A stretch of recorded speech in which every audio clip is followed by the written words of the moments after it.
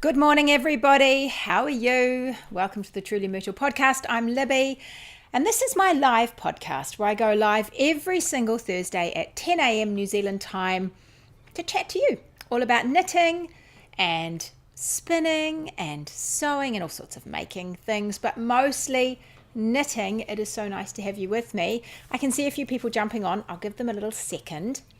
All I can hear is flies. Fly season is here. People, fly season is here. All I can hear are flies. There are like 2 flies that are going bananas in my roof. I hope you can't hear them too. But if you can, I'm sorry. Because it's definitely fly. Summer is coming. Summer is definitely coming. I was just standing outside before I came in.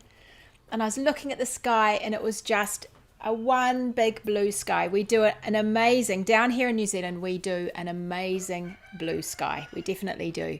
It is vibrant and clear, and now I'm looking out and there are 2 clouds. But this morning, nothing, just a beautiful expanse of blue. I love that feeling. I love the feeling of being a tiny dot on the world. I love that feeling. Good morning, Sabrina. How are you?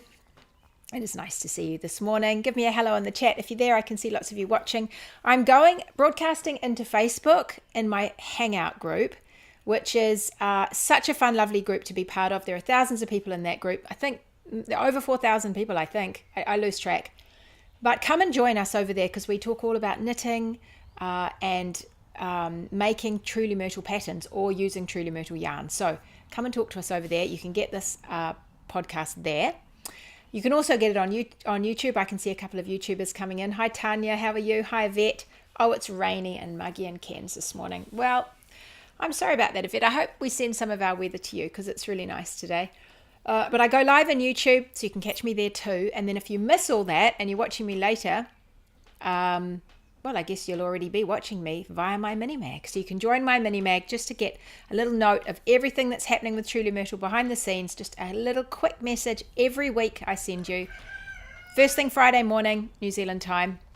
And I'll give you a link to this podcast and tell you all the other stuff, bits and bobs that's happening. I've got a new pattern coming out soon, so you'll hear about that tomorrow morning when you go out. Hey, Alexa, a bit of a dull day in Littleton. Oh, that's a shame. I hope it clears up for you too. I've got a couple of... I can't stay for too long today because I have got a wardrobe toolbox... I've got a wardrobe toolbox masterclass at 11. So I'm going to fly in here, fly out, do my business, sit back down and do my call at 11. But I wanted to show you a couple of things that I've been thinking about.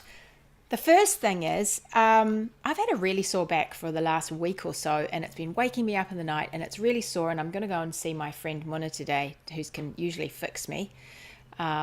She does midi, which is like a traditional Māori massage. It's absolutely amazing. If you can ever get hold of one, it's lovely. So I'm hoping she'll fix my back. She usually does fix me. Your wardrobe toolboxes, you've met Muna because she's come on to wardrobe toolbox.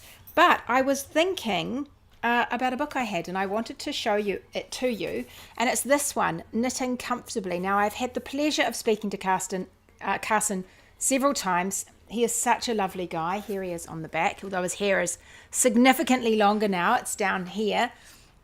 He's a fabulous guy. He is a physiotherapist. No, he's a physical therapist. That's what they call him. Specialization in ergonomics. He's a wonderful knitter. And he's written this book called Knitting Comfortably, The Ergonomics of Hand Knitting. And I thought, I don't think it's knitting that's done this to my back, but I'm finding I'm really uncomfortable sitting down. So I was flicking through this book and I thought I would just show you a few things that I think we all do. So there's all sorts of information in here, everything from how fibers affect your knitting and your ergonomics of your knitting through. This is posture, but you'll see here, this is me knitting in bed. This is how I start knitting in bed. And then I get like that. And then before you know it, you're like that, knitting in bed and on the sofa. I don't know about you people. This is not helping my back at all. I have a pain in my back up here and round into my ribs. That's where it's hurting me up here. Often I think you get pain in your back at the lower of your back if it's caused by knitting. But this I thought, yep, that is me. That is awkward. Awkward knitting. There's a whole section about posture that's worth looking at. He even talks about where to hold your knitting out in front of you to make your knitting more comfortable. A lot of people get carpal tunnel, they get pain in their hands and their wrists, and he goes into a lot of detail about that. But he also talks about backs. Here we go. There's so much information here about backs, your ideal back posture, just stuff I think it's really useful to know anyway. And he has things about sitting in front of your computer, and there he has something I'm doing right now. Look, he talks about, this is how I find I'm most comfortable when I'm talking to you guys, with a cushion under my bum like that. So I sit and it sort of raises up my back. So I'm sitting on a cushion behind me. So it raises me up and it just helps my back feel a bit more comfortable. There's someone over there who's sitting on her chair. It is such a good book. There's a couple of other chapters I wanted to show you. One is this one. If you just have any issues with pain, I think, which I think a lot of us do as we get older, it is worth looking at. This one talks about early intervention and different things you can do. There's your rotator cuff, is it, at the top of you? Swollen burster and inflamed tender. Lots of problems with shoulders, tendonitis in your shoulders, golfer's elbow, tennis elbow, managing inflammation, all sorts of things. He talks about your discs in your back. I'm hoping this isn't me. I don't think it is. I think I've just twisted my back somehow. But all the business that happens in your back. And then finally, he gives you a whole chapter about self-care, which I thought was, I'm going to have a little bit more of a look at that, self-care. And he gives you a whole bunch of stretching exercises with pictures, just of things to try to help you out. And it's really useful. He has a wonderful source of information. Look, there's just pages and pages of different things that you can try. It's such a good book. It's called Knitting Comfortably, The Ergonomics of Hand Knitting, and I recommend getting it for your shelf if you haven't got it already. If you do a lot of knitting and sometimes you feel a bit uncomfortable, whether it's in your hands or your elbows or your shoulders or your back or your neck, all of those places can get a bit stiff when we're on the computer or we're just knitting non-stop for ages in a really tough position for our body.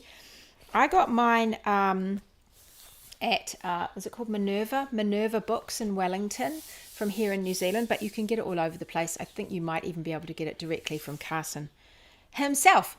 So I thought I would just show you that, because it just occurred to me that it's a great one to reach for if you have any problems. And I've been a whole week and I haven't even thought about opening it. So I reminded myself to open it and do some of his exercises and just remind myself about how I'm sitting when I'm knitting so that I'm not actually making it sorer, because that is a real pain.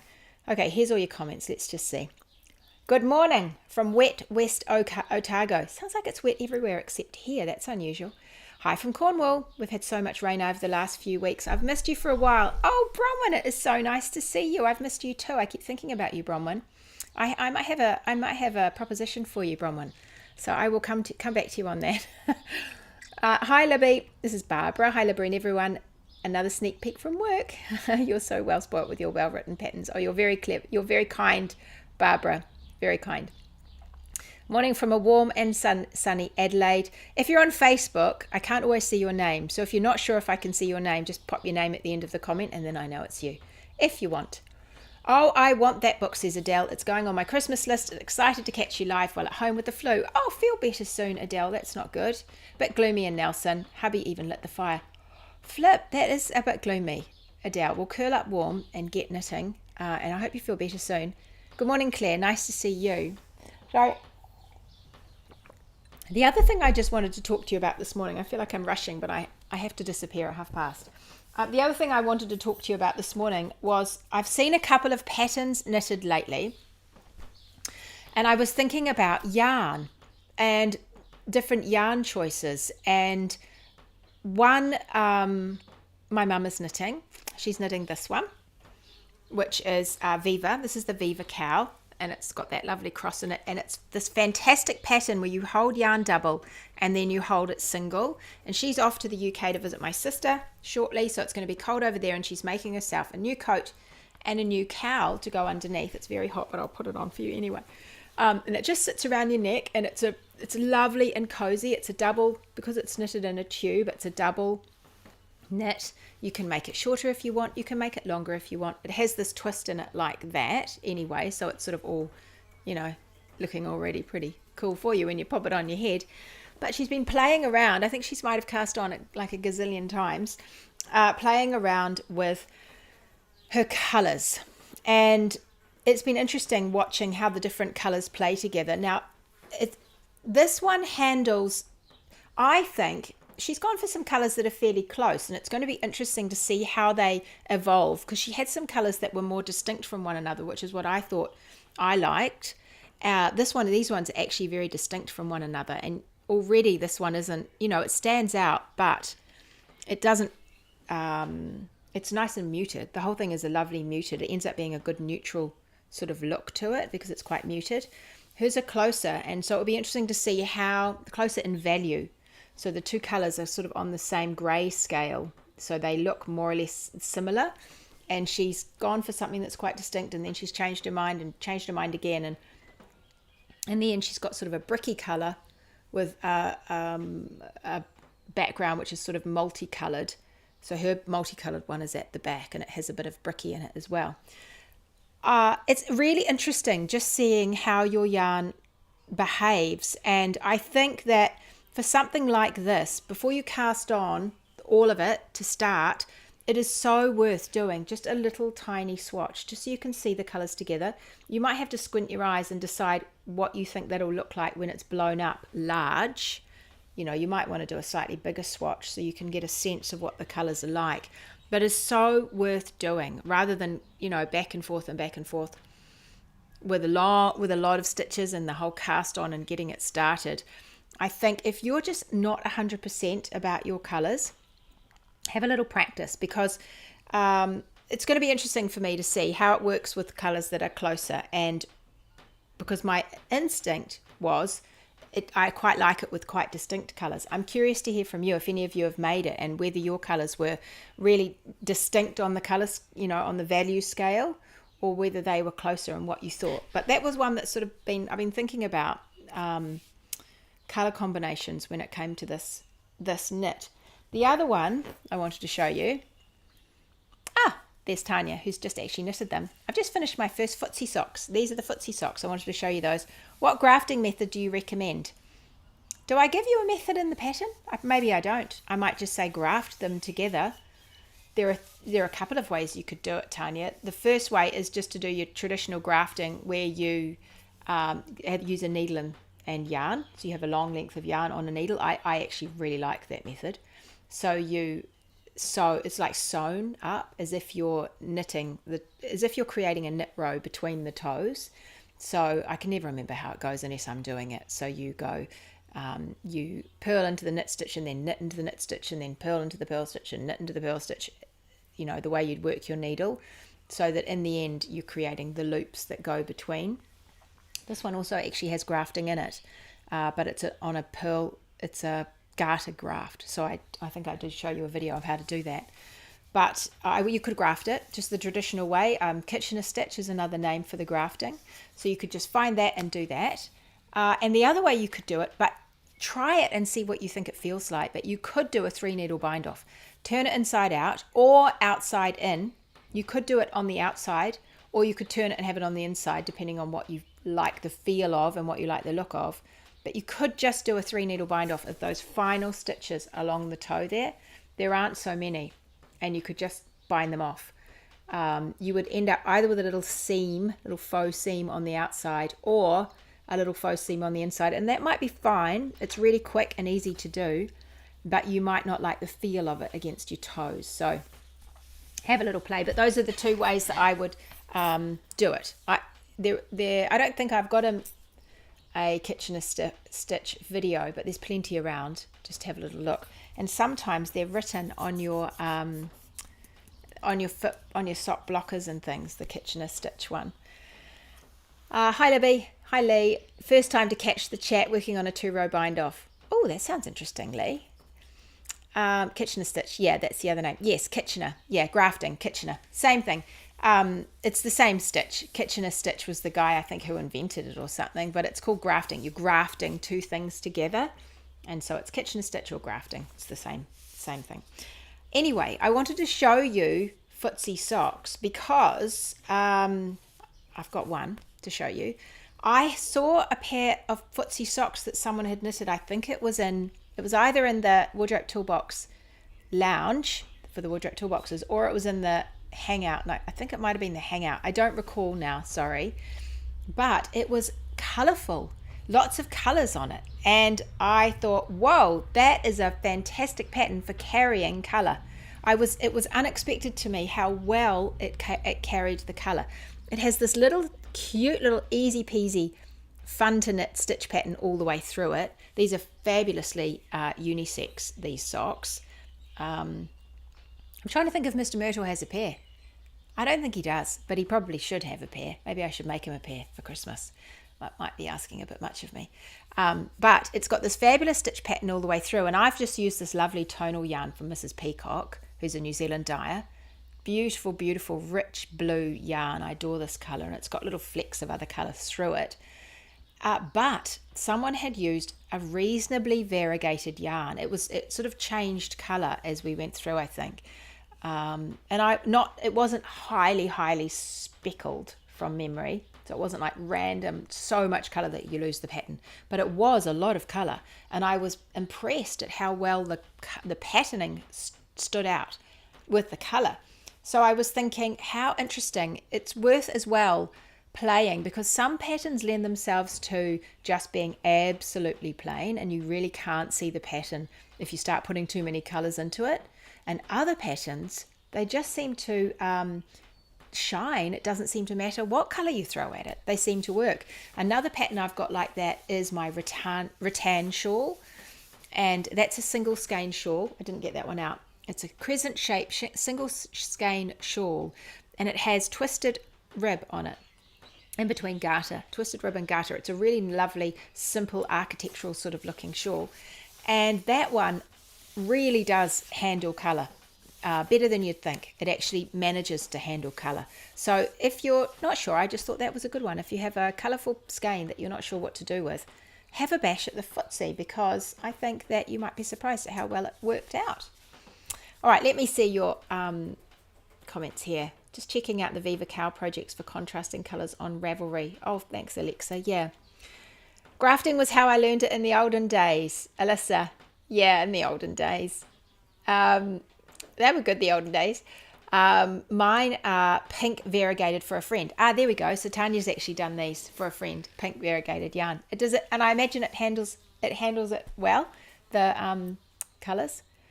Claire said, I used the Broadway hand-dyed for mine and they looked good. And Broadway has got a lot of colour in it. See, my back's hurting when I twist. But up there, I've got Broadway yarn somewhere. It could be that one. Look at that. Look how good I am at identifying my yarn. It's like my children.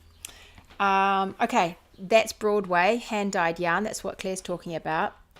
So it's that. It's that variegated. For those socks, and she said that handled it well, and I can believe that it would. Like, it's not, I mean, it's pretty distinct, aren't they? The colours in here, they are pretty different, but yeah, interesting that the pattern just seems to manage it really well. Might not be exactly that colourway, will it, Claire? But that is a Broadway hand-dyed one. Candy Delight, that one is called. Candy Delight. I got that from remind me. They've just moved. The name has gone out of my head. Who I got it from. An online store. Anyway, look at Broadway Yarns. Tanya, it was for her 50th birthday, which is in February. That doesn't sound surprising, does it, Tanya? We always, eventually you get round to giving these fabulous gifts. Eventually. That's just nice of you to make it anyway. So, that was sort of everything I wanted to talk to you about today. Short and sweet today. But yes, firstly, knitting comfortably. If you're late to arrive, knitting comfortably. Ergonomics of hand knitting. He is such a lovely guy.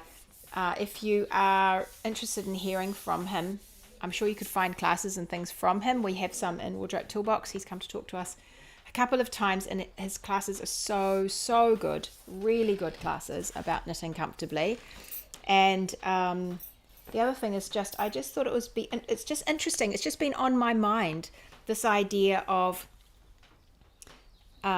colors, applying colors to things, and whether they turn out as you expect or not. And I think it does help just to do a tiny swatch. You don't have to do a massive swatch because you're not interested in gauge. You're just interested in how the colors play together. So that's a different kind of swatching. It doesn't have to be big, but you could just practice it and see, are they going to stand out on that okay? How's it going to look on the shawl? Are these colors going to work well together on the shawl? And then thinking about whether or not you like things to be the funny thing is, I think if I photographed this skein, it would probably look fairly close in value. I don't think those two, I think actually it's quite close. So it will end up looking a bit more muted when you knit it up. It's unlike having something like that in it, which is really going to be on the dark end, and this will be mid to light. It's going to be closer than a massive contrast like that. Those are basically all the colours that are in it, are displayed here. But they seem to me, that one's a bit lighter, but these are all fairly close in value. So it will be more muted altogether. Were they the Footsie socks which Claire recently finished? Were they the Footsie socks? Oh, were they yours, Claire, that finished? No, yours was called Autumn Days. Was it your socks that I saw, Claire? I didn't think it was. But there are some Footsie socks in... Is it the Hangout? I think it's in the Hangout. And your yarn was called Autumn Days. Candy Delight, mine is. Yeah, Autumn Days. Yours will be reds. Or maybe it was yours, Claire. Anyway, they're fantastic. They're really good little socks, those ones. Okay, everybody. Well, it was really lovely to see you. I'm going to go and get myself ready for our masterclass. I do enjoy the masterclasses at Wardrobe Toolbox. I'm sure I'll see some of you there. We've got a fun one today about stress relief and knitting. So I think it's going to be really good to listen to, just reducing stress from it with a knitting angle. I think it'll be really nice. But it was lovely to see you. I will see you next week. I'm going to have a new pattern for you next week. So stay tuned. There'll be something fun for you to knit. And have a happy weekend. Do lots of knitting. And I will see you soon. See you later, everybody. Bye.